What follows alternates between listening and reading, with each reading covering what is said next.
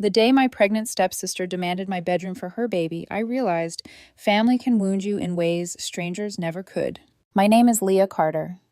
I'm 21 years old, and this house, my grandmother's old place, is the only thing in the world that's truly mine.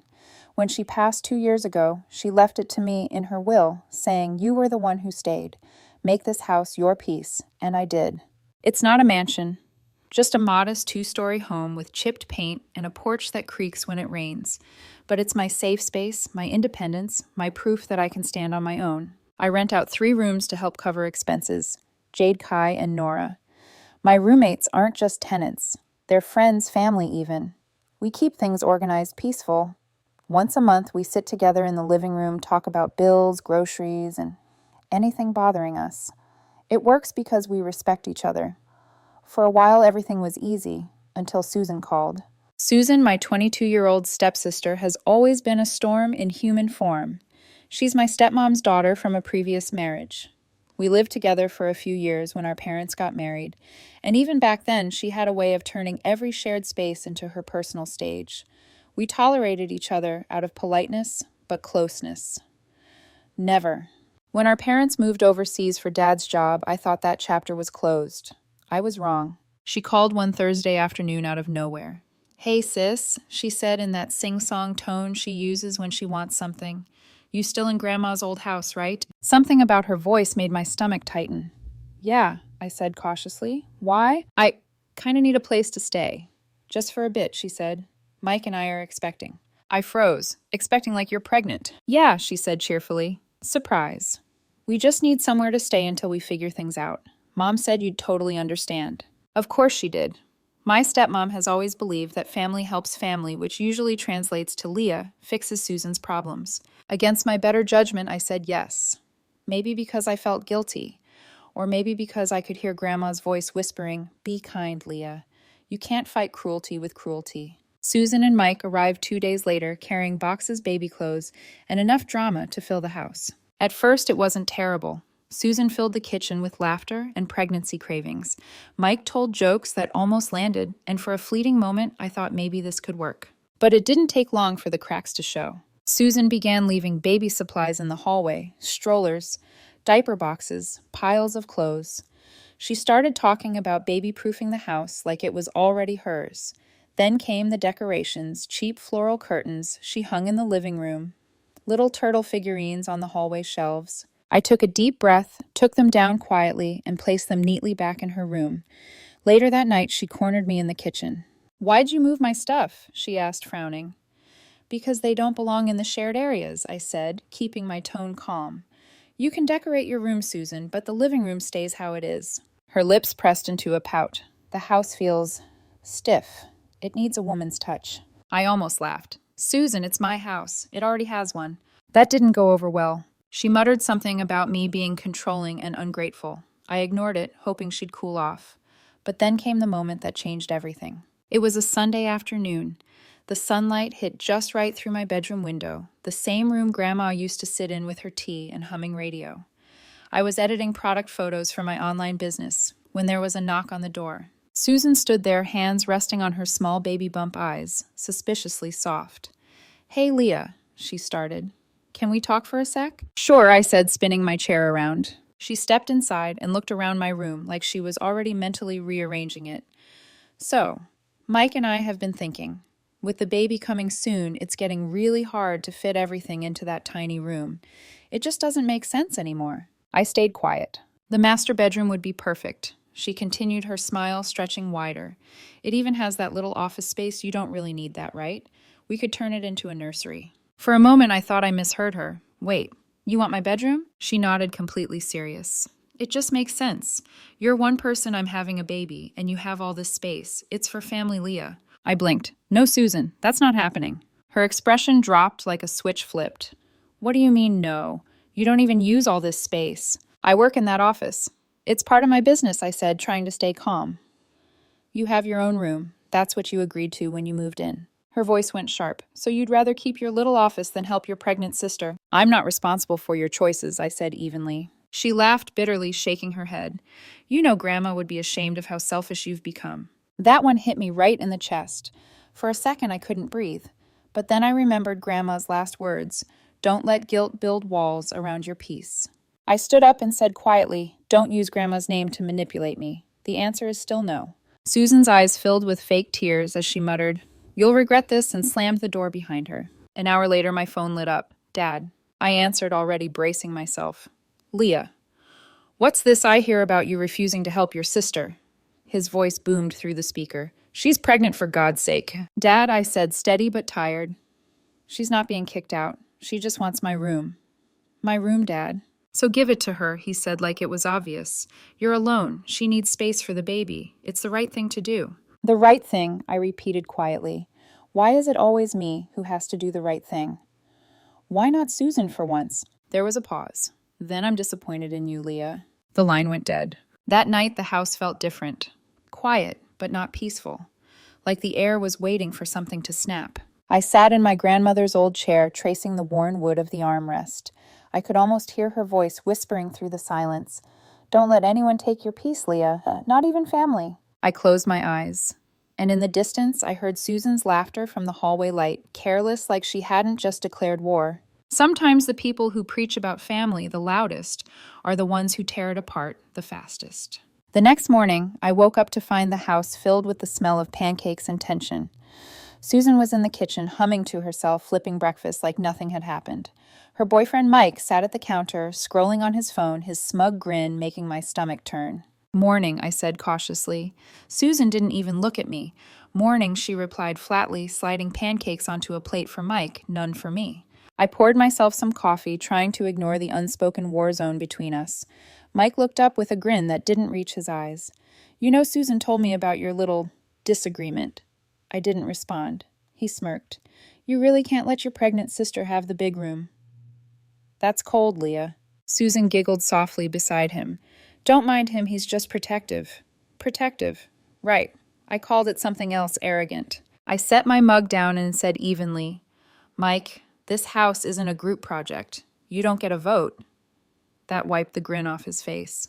He muttered something under his breath, something that sounded like selfish brat.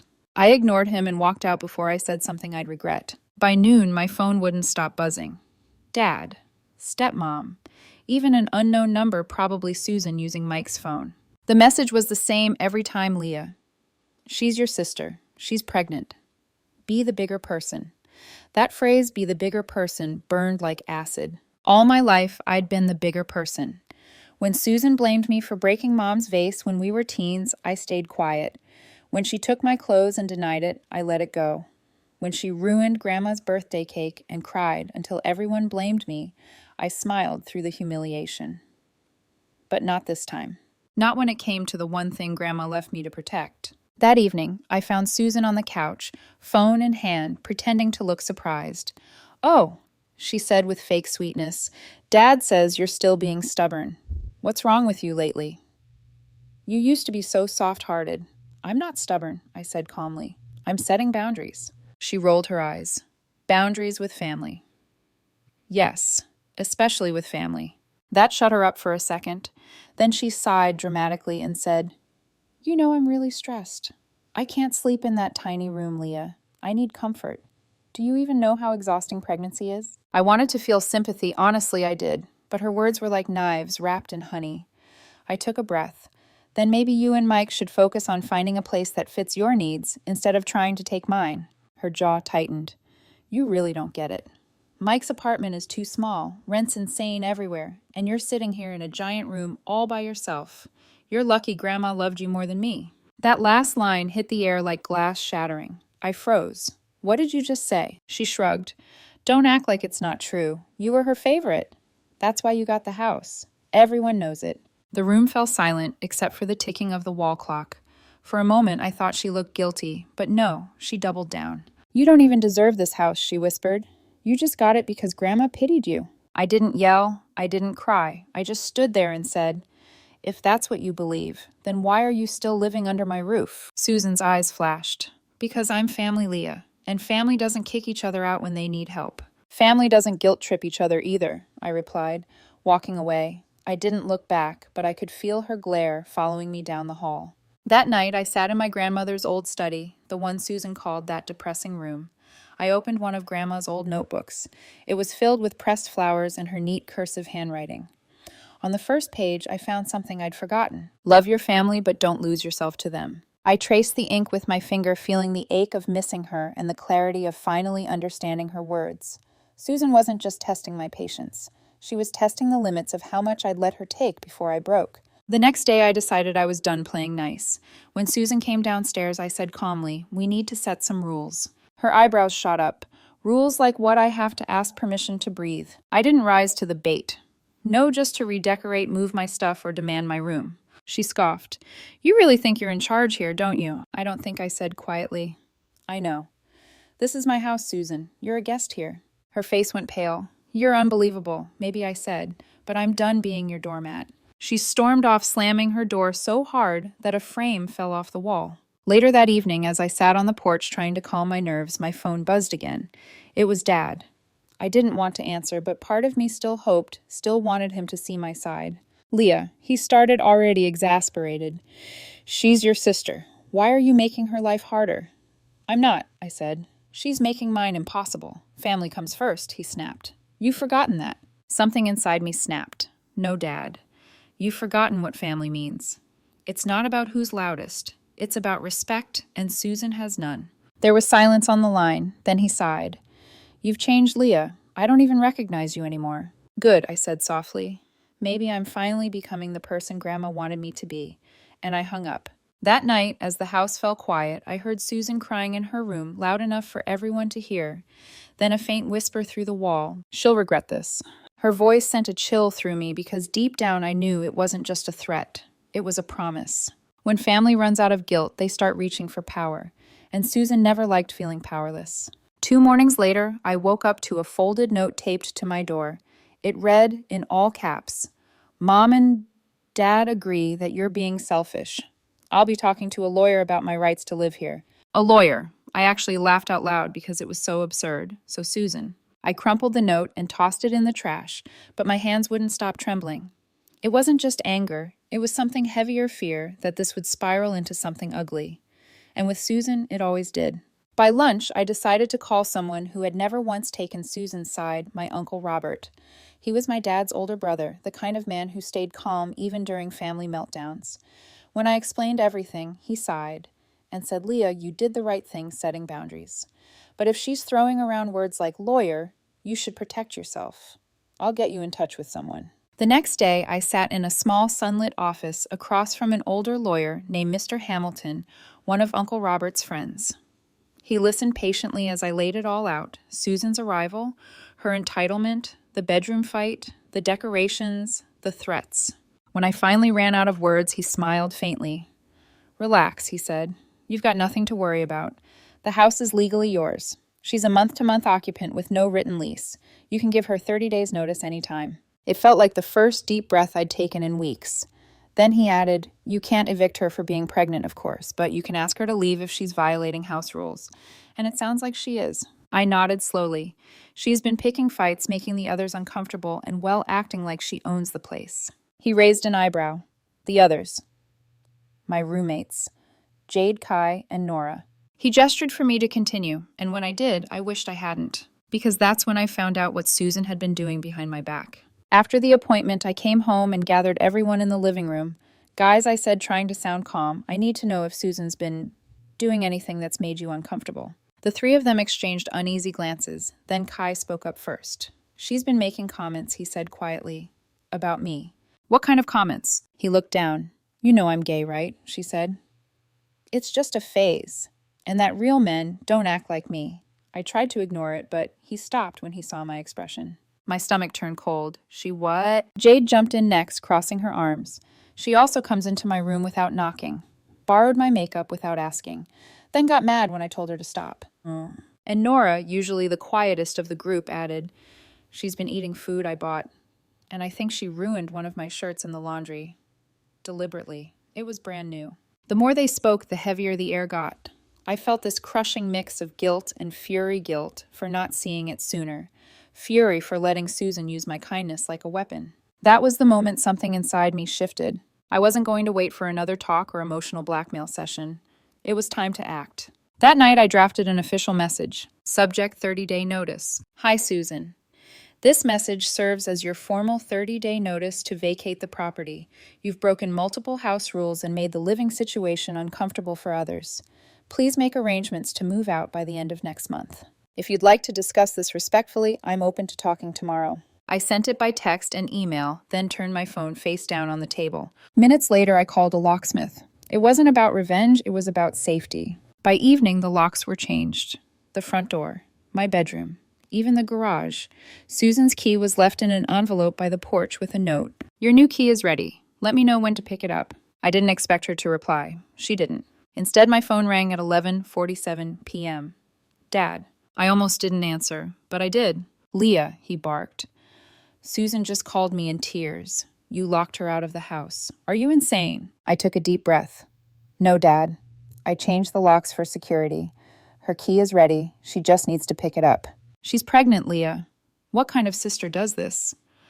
I'm not being cruel, I said firmly. I've been patient for months. She's been disrespectful, she's harassed my friends, and she's threatening lawyers now. Enough is enough.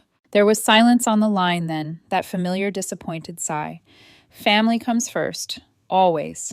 I closed my eyes. Maybe for you, Dad, but not when family acts like strangers. And I hung up. The next morning, Susan still hadn't come home. The house was quiet, eerily peaceful. For the first time in a long time, I could breathe without waiting for the next explosion. Jade peeked into the living room and asked softly, Do you think she's gone for good? I shook my head. No, she's not the type to leave quietly.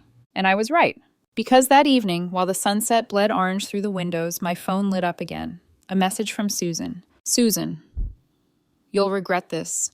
You think you're so high and mighty because Grandma liked you better, but you're about to learn what real family loyalty looks like. I stared at the screen for a long time before replying with just 2 words, 30 days. Then I turned off my phone, locked the doors, and told myself I'm not the villain for wanting peace. I thought I'd seen Susan's worst, until the morning her boyfriend tried to move into my driveway like it was his birthright. 3 days passed in uneasy silence. No sign of Susan, no calls, no texts. Just peace, that heavy, suspicious kind of peace that always means something's coming. Then, at 7 on a Saturday morning, Jade banged on my bedroom door. Leah, you need to come out here, now. I jumped out of bed, heart pounding, still half asleep. What's wrong? She just pointed toward the window. Look. Through the blinds, I saw Mike Susan's boyfriend in my driveway dragging a mattress out of his beat-up pickup truck. Behind him were boxes, bags, and a folded stroller. For a few seconds, I honestly thought I was still dreaming. Then reality hit me like a punch to the chest. He wasn't visiting. He was moving in. I stormed outside, barefoot hair, still tangled from sleep. Mike, I shouted. What the hell do you think you're doing? He looked up startled, then smirked. Oh, hey, Leah. Just helping Susan move our stuff in. Didn't she tell you? I clenched my fists. She's not home. And you're not moving anything in. You're not even allowed to be here. Mike leaned on the truck like he was posing for a photo. Relax, we're family now. I'm just trying to help her get settled. You're not family, I snapped. You're a guest and an unwelcome one at that. Take your stuff and leave. He laughed. You're really going to make a pregnant woman do this herself. Harsh. That pregnant woman doesn't respect anyone who lives here, I said coldly, and I don't owe her your presence. He crossed his arms, tone dripping with arrogance. You're not serious. What are you going to do, call the cops? I met his eyes. Yes. Then I pulled out my phone and started dialing slow, deliberate, so he knew I wasn't bluffing. Mike's smirk faltered. Whoa, okay. Chill out. No need to get dramatic. Get your stuff, I said, and leave my property. He glared, muttered something like crazy chick, and started throwing boxes back into the truck. Before driving off, he pointed at me and sneered. This isn't over, sweetheart. You'll regret treating Susan like this. His engine roared as he sped away, tires screeching. I stood there for a long moment barefoot on the cold pavement, feeling the sting of morning air and adrenaline in my veins. Then I whispered to myself, he's right. It's not over. Sure enough, an hour later, my phone buzzed. It was Susan. Susan. What's wrong with you? Mike said you threatened him with the police. He was helping me move in. Me. You never asked. He's not allowed to live here. Susan. You're unbelievable. I have a baby coming, and you're making it harder for me. You're sick, Leah. I didn't reply. There was no point arguing with someone who lived off conflict like oxygen. By evening, she returned. The sound of her car door slamming made everyone in the house go still. She stormed in, eyes, red face flushed. "Where's my new key?" she barked. I handed her the envelope. "Right here." She snatched it, shoved past me, and went straight to her room. Mike tried to follow her in, but I blocked the doorway. "He's not welcome here, Susan. We've been through this." She let out a laugh that sounded more like a growl. "You're going to control who I see now. Are you insane?" "I'm protecting my home," I said firmly, not negotiating it. "Fine," she snapped. "Then you can help me carry my stuff yourself. I won't lift a finger." "I'll do it," I said simply because it was better than letting Mike in. We walked upstairs in icy silence, her perfume mixing with the sharp scent of baby powder from the unopened boxes littering the hallway. When we entered her room, I froze. It looked like a miniature warehouse, cribs, bassinets, baby clothes, unopened formula cans, stacked to the ceiling. "You bought all this," I said quietly, "but you still don't have a plan for where to live." She turned sharply. "I do have a plan. You just keep ruining it." I swallowed the rising frustration. "Susan, you have 27 days left. You need to use them wisely." Her eyes narrowed. "You sound like a landlord." "I am your landlord," I replied, voice steady. Her expression hardened. "You know what, Leah? You'll regret this. Dad and Mom already think you're being cruel. Once they find out how you've treated me, they'll make you let me stay." I almost laughed. "They don't have any say in this house. It's mine." For a moment, she looked like she might slap me, but instead she stormed past me, slamming her door so hard it rattled the floorboards. That night I sat in the kitchen with Kai, Jade, and Nora. Kai rubbed his temples. "Leah, this is getting dangerous. If Mike shows up again, I'm calling the cops myself." "I know," I said quietly, "but I'm not backing down. Not this time." Jade gave a soft smile. "You shouldn't. Grandma left this place to you because she trusted you to protect it." Nora nodded, "And you're doing exactly that." For the first time in weeks, I felt understood, seen. But I also knew peace like that never lasted long when Susan was involved. 2 days later, Susan escalated again. I came home from running errands to find a stack of printed papers on the kitchen table. They looked official until I realized they were just Google printouts of tenant rights articles. Susan sat nearby, arms crossed, looking smug. "Just so you know, I've done my research. You can't just throw out a pregnant woman. It's discrimination." I picked up one of the papers, skimmed it, and handed it back. "Susan, none of this applies to you. You don't have a lease. You're a guest." "Mike says I have rights," she shot back. "Mike also thought moving in without permission was a good idea," I said. Her face flushed red. "You're going to regret this when Dad finds out what you've done." I smiled faintly. "He already knows." For a moment she was speechless. Then she crumpled the papers in her hand and hissed, "You'll regret everything." She stormed off again, slamming her door so hard it shook the house. The sound echoed down the hallway, leaving behind the kind of silence that feels heavy, like the house itself was holding its breath. And I knew this wasn't the end of Susan's schemes. It was just the calm before her next storm. For 2 days, the house was wrapped in that kind of silence that buzzes. Every door closed too hard. Every step sounded like a threat. We all tried to stay out of Susan's way, but tension hung over every meal, every hallway. Then, on the third afternoon, the storm broke. I was in the garage, sorting through boxes for my small business, when I heard shouting from inside. Jade's voice, sharp, angry, then something crashing. I dropped everything and ran. When I reached the living room, chaos was already unfolding. Susan stood in the middle of the room, tears streaming down her face, surrounded by mess throw pillows on the floor, a glass knocked over, and a half-packed baby bag spilling clothes everywhere. Across from her stood Nora, arms crossed, face pale with fury. "You can't keep treating everyone here like garbage," Nora shouted. "We've tried to be kind, but this is too much." Susan pointed at her, trembling. "You're all against me, every one of you.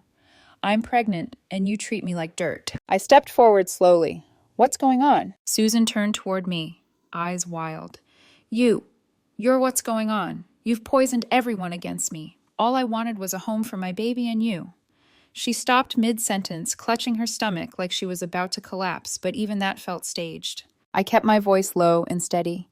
"Susan, no one's trying to hurt you, but you can't keep screaming at people and breaking things." "Don't tell me what I can't do in my own home," she spat. I froze. "Your own home." She realized what she'd said, but she didn't back down. "Yes, my home. Grandma would have wanted me here. She would have wanted her grandchild here, not you and your strangers." Something inside me snapped. I took one slow step toward her. "Don't rewrite Grandma's memory to excuse your behavior. She didn't even want Mike in this house, remember? She left this home to me because I stayed when everyone else walked away, including you." Susan's face twisted. "You think that makes you better than me?" "No," I said. "It just means I kept my promises." Her breath hitched, and for a moment she just stood there shaking. Then she screamed an awful, wordless sound and hurled a small candle from the table. It hit the wall and shattered wax splattering across the carpet.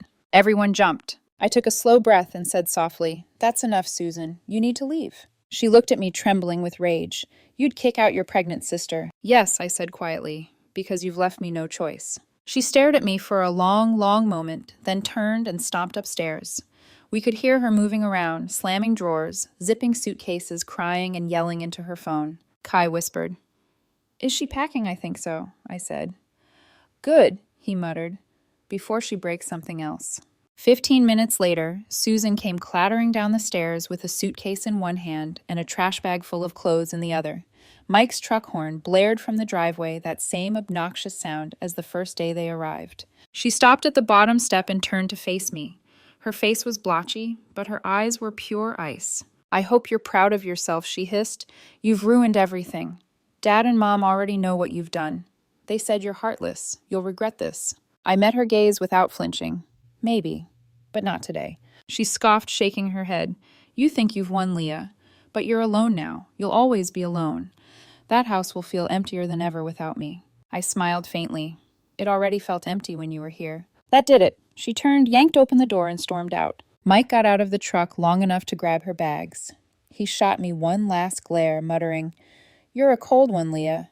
Then he climbed back in, slammed the door, and the truck roared away down the street. The sound faded until there was nothing left but the low hum of the refrigerator and the slow drip of water from the spilled glass on the table. For a full minute, nobody moved. Then Jade let out a shaky laugh. "Well, she said that was dramatic." "Understatement of the year," Nora muttered. Kai shook his head. "I swear I aged 5 years in 1 month." We all laughed, quiet, tired, relieved. The kind of laughter that comes after surviving something you didn't realize had drained you so deeply. I looked around the room, messy, chaotic, still smelling faintly of Susan's perfume, and for the first time in weeks, the air felt light again. Later that night, as I stood in the doorway of the now empty guest room, I felt a strange wave of calm wash over me. It wasn't triumph, it wasn't joy. It was just peace, the kind you only notice after a storm finally passes. My phone buzzed one last time that night. A text from Dad. "Dad, she's gone. She's devastated. You could have handled this better." I stared at the message for a while, then typed back. I handled it the only way I could. I hit send and turned off my phone. Then I sat down in Grandma's old chair by the window, listening to the quiet creaks of the house. For the first time in months, it didn't sound like tension. It sounded like breathing. It had been a week since Susan's truck disappeared down the street, taking the chaos with it. 7 days of stillness. 7 nights of uninterrupted sleep. For the first time in months, the house didn't feel like a battlefield, it felt alive again. The mornings were quiet now. Jade's laughter drifted softly from the kitchen, while Kai hummed to music as he cooked breakfast. Even Nora, who had become withdrawn during Susan's reign, started leaving her door open again. The energy was lighter, freer. Every sound, the whir of the coffee maker, the squeak of the old floorboards, felt like the house was finally exhaling. I spent one of those mornings cleaning Susan's old room. It was messy, of course. Half-eaten snacks in drawers, nail polish stains on the floor, a single baby sock tucked under the bed like a ghost of what almost was. I stood there for a while, staring at the empty space. There was no anger left in me, just a quiet sadness for what could have been if Susan had only known how to ask for help without destroying everything around her. I boxed up her things, folded what I could, threw out what was beyond saving, and set them aside near the front door. Maybe one day she'd send someone to collect them. Maybe she wouldn't. Either way, I wasn't waiting anymore. That afternoon, as sunlight streamed through the windows, I found something tucked inside Grandma's old sewing desk. An envelope, yellowed with age edges curling. My breath caught when I saw the handwriting for Leah. My hands shook as I unfolded the letter inside. "My dearest Leah, if you're reading this, it means I'm gone and the house has found its way to you. I know you'll protect it, not because it's made of bricks and wood, but because it holds the memories of everyone who came before you. Don't let guilt or family take your peace. Love them, yes, but never let them claim what they did not build. You have a gentle heart, but even gentle hearts must learn to close their doors sometimes. With love, Grandma." I sat there, tears blurring the ink, the words echoing in the quiet. Every sentence felt like a balm and a warning at the same time. For months I'd questioned, Whether I was being cruel, whether protecting my peace made me heartless. But now, holding Grandma's letter, I finally understood she hadn't left me this house to burden me with family duty. She'd left it to free me from it. That evening, the four of us sat around the dinner table, no shouting, no slammed doors, no guilt trips, just laughter, warmth, and peace. Kai raised his glass. To the new era of the Carter house. Jade grinned. To peace and rent paid on time, Nora added softly, and to finally having the living room back. We all laughed, clinking glasses. It was simple, human, real. As the night deepened, I stood by the window, watching the lights flicker in the quiet street outside. For the first time in years, I didn't feel like a caretaker or a victim or someone trying to prove she deserved her home. I just felt free. The next morning, I hung Grandma's letter in a small frame beside the front door, right where anyone entering the house would see it first. When Jade asked why, I smiled and said, "So no one forgets what this place stands for." She tilted her head. "And what's that?" I looked at the words again, soft ink, shaky, but proud. "Love them, but don't lose yourself to them." I turned to her and whispered, "It stands for peace, the kind we build ourselves." That night before bed, I sat in Grandma's old chair one last time. Outside, the wind rustled through the trees, whispering softly against the window pane. And for the first time, I didn't feel haunted by Susan's voice or my father's disappointment. Only calm, only freedom. I whispered into the empty room, "Thank you, Grandma. I finally understand." Then I turned off the light and let the house, my house, breathe in peace again. Blood makes you related. Respect makes you family.